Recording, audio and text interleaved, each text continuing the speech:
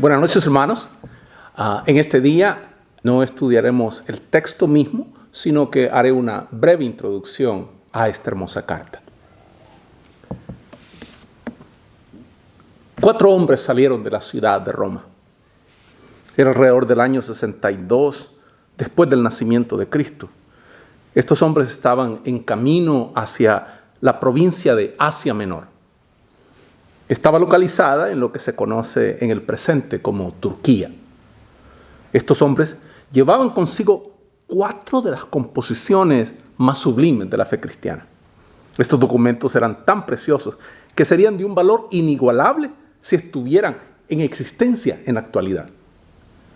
Roma no comprendió el significado de las cartas de un prisionero desconocido. Si ellos se hubieran dado cuenta de qué se trataba, entonces habrían detenido a estos hombres y les habrían arrebatado esos documentos.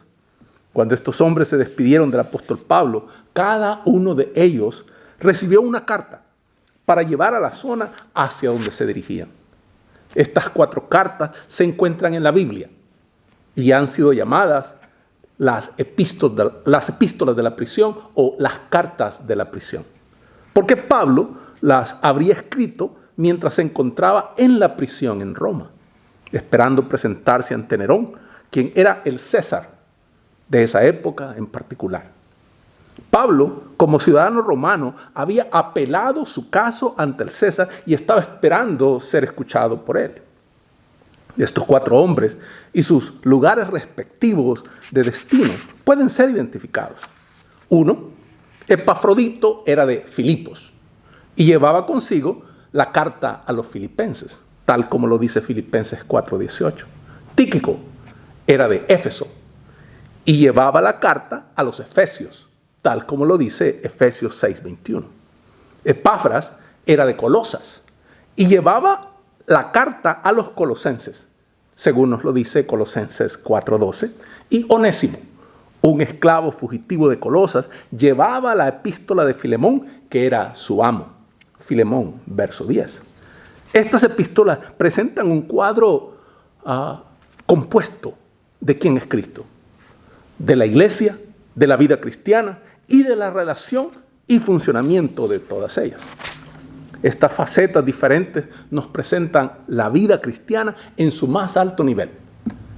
En la carta a los Efesios se nos presenta la iglesia, la cual es el cuerpo de Cristo, y se le presenta como la iglesia invisible, de la cual Cristo es la cabeza. Y en la epístola a los Colosenses nos presenta a Cristo como la cabeza del cuerpo, la iglesia. En Efesios, el énfasis se pone sobre el cuerpo.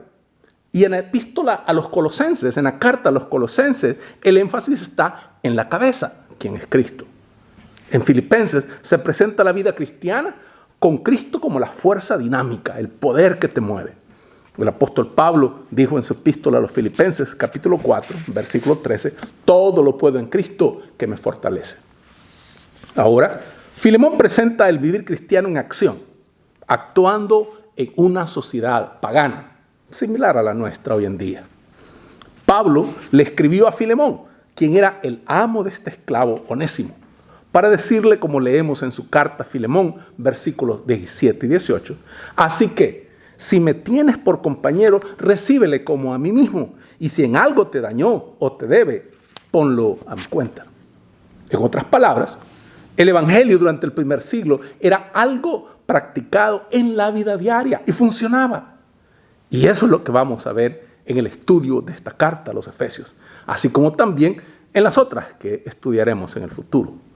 Hablando de una manera global, podemos decir que la iglesia es la obra de arte de Dios. Es más hermosa que cualquier templo construido por manos humanas. Este edificio espiritual está siendo construido con piedras vivas y es habitada por el Espíritu Santo de Dios. Es como el cuerpo de Cristo en este mundo para vivir y caminar en esta tierra como Él hubiera caminado. Eso es lo que es la iglesia. La iglesia es como el cuerpo de Cristo en este mundo para vivir y caminar en esta tierra como Él habría caminado, para luchar contra las artimañas del enemigo espiritual, el diablo. Algún día la iglesia será presentada a Cristo como su esposa. Veamos ahora a Pablo cuando estaba en Éfeso, porque esto es algo importante de apreciar por nuestra parte. Es realmente algo emocionante el poder visitar los lugares donde estaban las 7 iglesias de Asia Menor. Éfeso era una gran ciudad y esa iglesia era la principal de esas 7 iglesias de la región. El Espíritu Santo no permitió a Pablo en su segundo viaje misionero que entrara a la provincia de Asia, donde Éfeso era uno de los principales centros. En el libro de los Hechos de los Apóstoles, en el capítulo 16, versículo 6, leemos: y atravesando Frigia y la provincia de Galacia, les fue prohibido por el Espíritu Santo hablar la palabra en Asia. Es decir, que el Espíritu Santo les bloqueó el camino y le dijo a Pablo: tú no puedes ir allí ahora. No sabemos el motivo, pero sabemos que el tiempo de Dios es perfecto. Así fue que este hombre continuó su viaje hacia el oeste, a Macedonia, hacia Filipos, hasta Berea, y luego visitó Atenas y siguió hasta Corinto. Luego, en el camino de regreso, Pablo visitó a Éfeso. Y cuán grande fue la oportunidad que se le presentó al apóstol entonces. En el mismo libro de los Hechos, capítulo 18, versículo 19, leemos: y llegó a Éfeso y lo dejó allí. Y entrando en la sinagoga, discutía con los judíos. Pablo quedó tan favorablemente impresionado por las oportunidades para un trabajo misionero que prometió regresar, lo cual hizo en su tercer viaje misionero.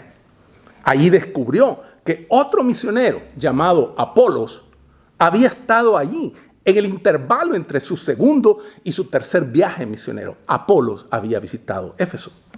Apolos había predicado solo sobre el bautismo de Juan y no sobre el evangelio de la gracia del Señor Jesucristo. En aquel entonces, Apolos no sabía acerca del Señor Jesucristo, pero más adelante, él mismo se convirtió en un gran predicador del evangelio.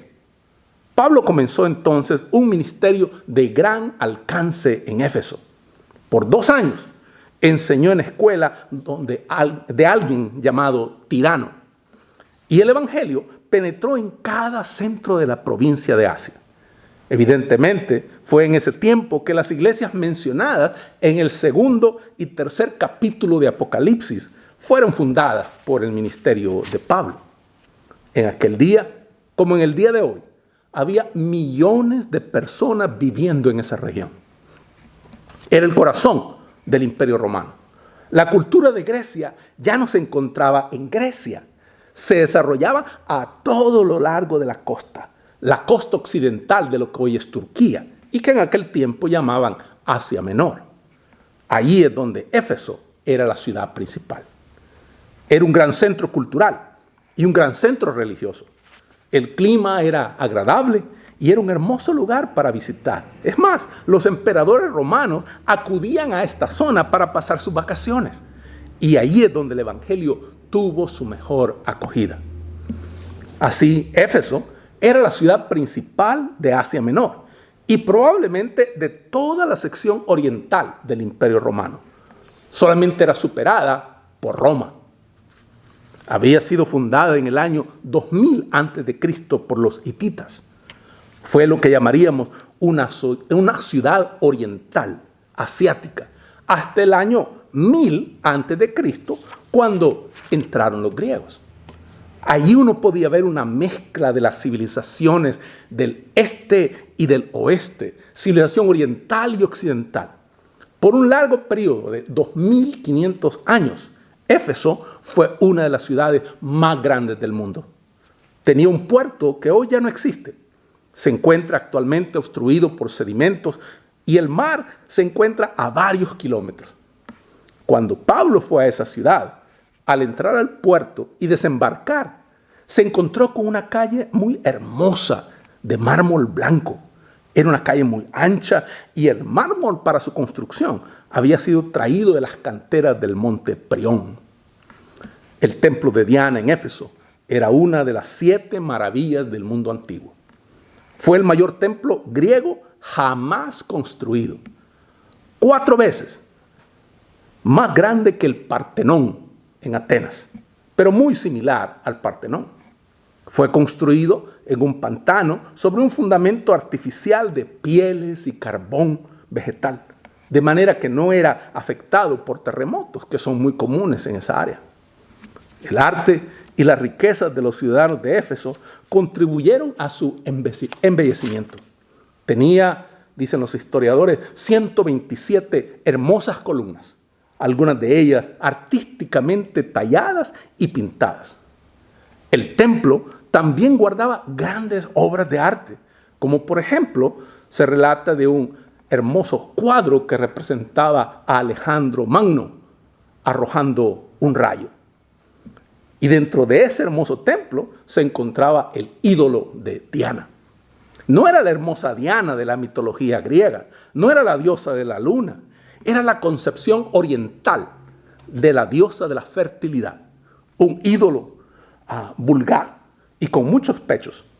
A la sombra de este templo tenían lugar todo tipo de prácticas inmorales. Y con la fabricación de santuarios o templecillos de plata que todos los visitantes se llevaban como recuerdo, se había desarrollado un floreciente comercio que proporcionaba grandes ganancias a los fabricantes. Así que esa fue la ciudad a la cual Pablo llegó. Primero se dirigió a la sinagoga y allí habló valientemente por espacio de 3 meses. Luego fue a la escuela de Tirano y ahí continuó enseñando por 2 años.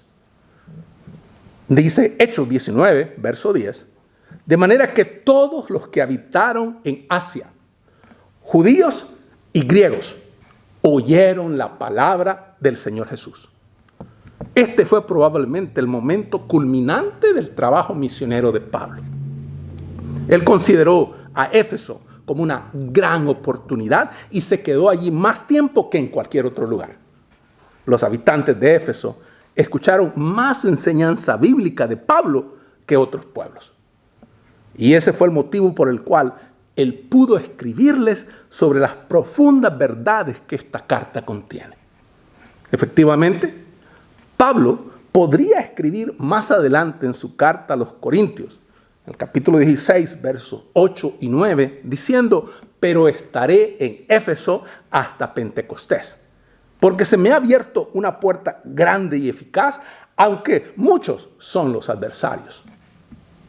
Como la predicación de Pablo perjudicó el negocio de los plateros, surgió una gran oposición y como resultado se produjeron graves disturbios en la ciudad, graves disturbios. Pablo estaba predicando el evangelio del Dios viviente y sobre la vida que hay en Jesucristo.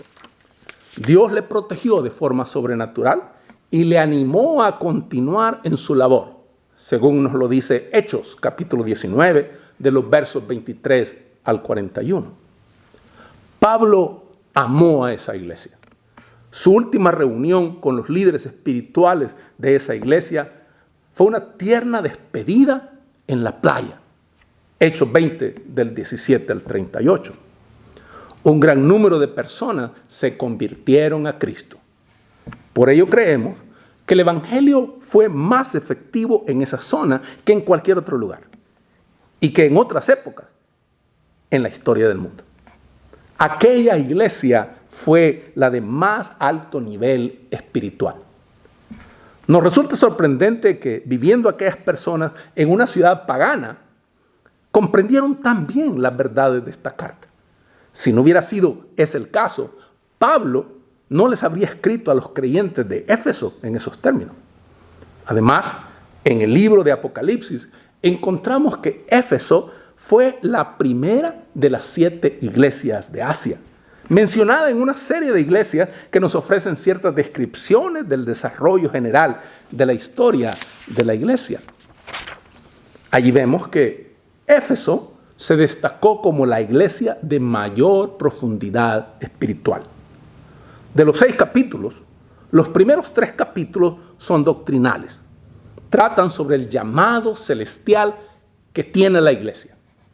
Los últimos 3 capítulos tratan sobre la conducta terrenal de la iglesia, lo cual es muy práctico. Es que la iglesia tiene una cabeza. La cabeza de la iglesia es Jesucristo. Y Él está en el cielo. Nosotros estamos identificados por fe con Él, pero los pies de la iglesia están aquí abajo en la tierra. Y el apóstol Pablo no nos dejaría allí sentados en lugares celestiales, como dice Efesios. Él dijo en el capítulo 4, verso 1, yo pues, preso en el Señor, os ruego que andéis como es digno de la vocación con que fuisteis llamados. O sea, que les recordó a aquellos creyentes que era hermoso estar con la mente en el cielo, con la mente en las cosas del cielo, enorgulleciéndose de la posición espiritual que tenían al estar unidos con Cristo. Pero que era necesario descender a la tierra y comenzar a vivir la vida cristiana. Tenemos que recordar que en los días de Pablo, los cristianos vivían en la sociedad pagana del mundo romano. La primera mitad de la carta, es decir, los primeros 3 capítulos, es doctrinal. La otra mitad, es decir, los últimos 3 capítulos, es práctica. Necesitamos ambas partes. No podemos vivir solo en los 3 primeros capítulos. Estos son hermosos, pero el mensaje debe descender al nivel de nuestra vida diaria, al nivel de nuestra vida cotidiana. En el capítulo 1, la iglesia es un cuerpo. En el capítulo 2, vemos que la iglesia es un templo. Luego en el capítulo 3, vemos que la iglesia es un ministerio. Luego, cuando llegamos a la sección práctica, encontramos en el capítulo 4 que la iglesia es como un hombre nuevo, como una nueva persona. Es decir, que la iglesia tiene que exponer algo nuevo en el mundo. Porque algo nuevo es hecho en el corazón de cada persona que cree en Jesucristo como su Señor y Salvador personal. Tenemos algo nuevo. Por eso es que la Biblia habla de la vida cristiana como una novedad de vida. Es nuevo. Y el cambio que Cristo trae a la vida de una persona es tan radical que, si ustedes recordarán lo que dice Juan en su evangelio, que aquel cambio es tan grande que es como nacer de nuevo. Así de grande y radical es el cambio que trae Dios a la vida de la persona que cree en Jesucristo y que rinde su vida a Él como Señor y Salvador. El cristiano, pues, vive en esta tierra como una nueva persona. No puede seguir viviendo como era antes de conocer a Jesucristo, sino que vive la vida como una nueva persona, porque ahora ha creído en Jesucristo. En el capítulo 5, vemos que la iglesia será una esposa. No nos hagamos a la idea de que la iglesia es una esposa ahora. La iglesia es la novia de Cristo. Las bodas todavía no han ocurrido. La iglesia es la novia de Cristo. El apóstol Pablo les dijo a los corintios en su segunda carta, en capítulo 11, verso 2, os he desposado con un solo esposo, para presentaros como una virgen pura a Cristo. Es como si les hubiera dicho, yo os he comprometido en casamiento hoy.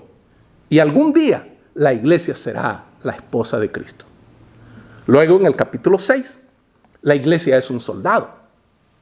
Es que hay un enemigo contra quien luchar. En este mundo está teniendo una batalla espiritual. Está teniendo lugar una batalla espiritual. Y podemos verlo a nuestro alrededor. Voces que se levantan y que pretenden competir con la voz de Cristo. Ya sean voces que se originan desde la cultura, desde la sociedad, desde el pensamiento ideológico político. Son voces que pretenden ahogar la voz de Dios, lo cual es imposible. Porque siempre habrá quien crea en Jesucristo como su Señor y Salvador personal. Y esa creencia, esa fe en Él, es lo que da luz a tu entendimiento, da luz a tu corazón. Y puedes entonces saber quién tú eres en el mundo y quiénes son los que están a tu alrededor y quién es el mundo y quién es tu enemigo y quién es el Dios verdadero. La palabra de Dios hace eso en nuestro corazón. Así que, mis hermanos, en este mundo está teniendo lugar una batalla espiritual. La trompeta ha sonado, el clarín ha sonado y los cristianos deben mantenerse firmes en la causa de Dios, hoy más que nunca, firmes en la causa de Dios. Cristo es nuestra roca, hermanos. Él es la roca firme. Su palabra es nuestra roca. Nuestra fe en Él es lo único que podrá traer luz a este mundo. Cristo, porque el mismo que dijo, yo soy la luz del mundo, es el que también nos dice, vosotros sois la luz del mundo. Esta es una hermosa carta, hermanos, que cuando la estudiemos, Dios nos bendecirá y traerá provecho espiritual a nuestra vida. Porque el clarín ha sonado y los cristianos deben de mantenerse firmes en la causa de Dios. Que Dios les bendiga.